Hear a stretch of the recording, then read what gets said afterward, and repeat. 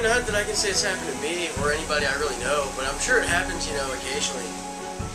You know, but I think Longwood is pretty good about that in general.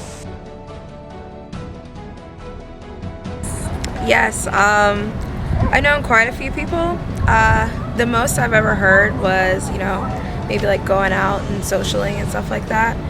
And a lot of people, I guess, refer to black people as townies because the community is predominantly black while the institute is predominantly white. So if they don't see your face, or even if they do see your face on campus, sometimes they just refer you to as a townie when you go out in other settings. And that is a form of racism because they're stereotyping people and classifying them to a small bubble, and also following racial slurs and anything. I've heard old terms like spook and stuff like that, and yeah, it's just racism is very evident on this campus. Maybe not outright, but it's definitely here. Very minimally diverse.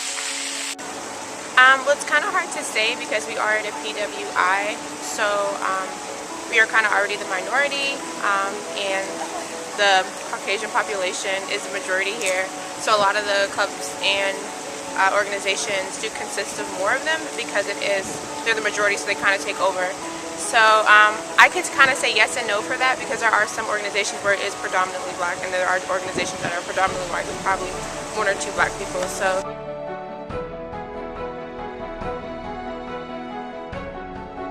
I think it's definitely an issue. I mean, it's one that sort of like slides under the table unless you're looking for it, but I think it's definitely prevalent if you're sort of subject to that sort of thing.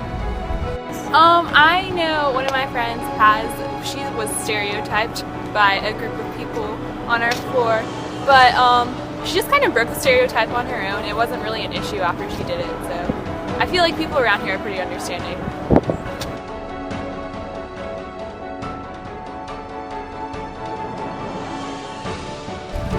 A couple of students have come to me as the chair of the Student Diversity and Inclusion Council and told me that in classes, especially unfortunately English classes, if they're talking about a piece of work that has slavery in it, sometimes they're the only black students in class, and the professor will look at them and say, "And how do you feel about that?" And that's not cool. Well, people assume that since I'm black, I'm supposed to be ghetto, or I'm supposed to fit in with a certain stereotype, but it's actually not the case. I'm not that kind of person at all. Personally, I would say somewhere between 3 to 4-ish because we are diverse. Like, you can see diversity throughout the campus, but personally, I believe it's more American or Caucasians on campus than not. Yes, I do. According to the UCLA study of the freshman class of 2013, only 12% believe that racial reconciliation is an issue. yes. Yeah, one time I was literally just walking, and this dude was like in the smoke hut over there was just like, why don't black people, if they're so tired of racism in America, just go back to Africa? And I'm just like, how can I go back to somewhere I've never been?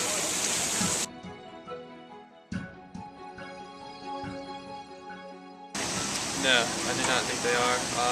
All the clubs that I know my friends are in and that I'm in are very diverse. I've been informed every time that there's fried chicken in D Hall, and I'm vegetarian.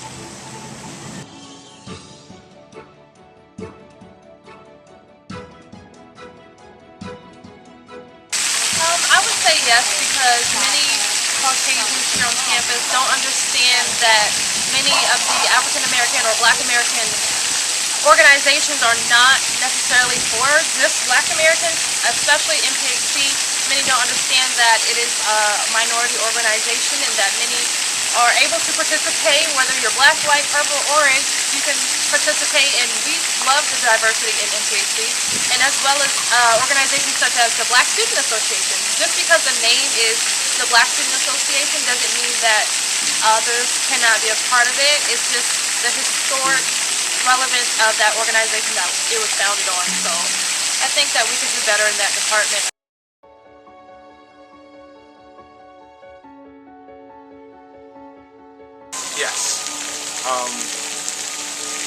someone assumed that I was doing community service or that I was here to do community service just because I was African American and I had on a hoodie that day because it was cold outside. Not particularly. I think it has to do more with how they teach, their teaching style, rather than their race. I don't think a race inhibits anyone from being able to teach things.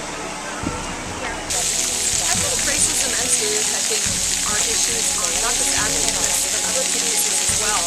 We need to bring more attention to the issue in general. And I think doing a project like this one really helps spread awareness. So, yeah, I think it's really important that it is an issue.